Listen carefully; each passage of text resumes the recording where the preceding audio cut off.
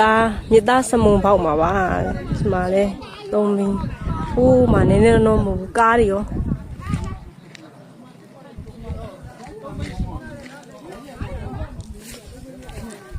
မကြည့်အောင်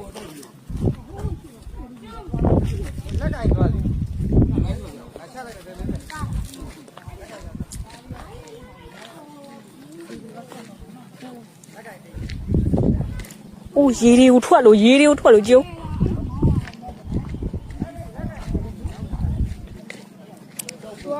အောက်ထဲမှာရေကြီးထားတဲ့အချိန်နဲ့တ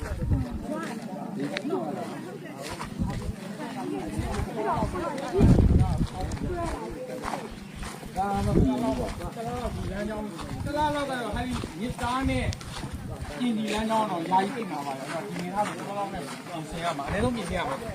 တရားကတော့ထိခိုက်မှုသိမ့်မရှိပေမဲ့ဒီပြည့်ရအောင်ရတော့အင်မတန်မှဟိုမှာကားကြီးဟုတ်ကားဟိုဘက်ဆက်သွားလို့မရတော့ရတော့ဘူးကူးကြမှာတော့ခင်ဗျားတို့ထုတ်ကြည့်နေအဲ့ဒါယူကားတစ်စီးမှာလဲတော့ပါတော့မဟုတ်ဘဲနဲ့ရှေ့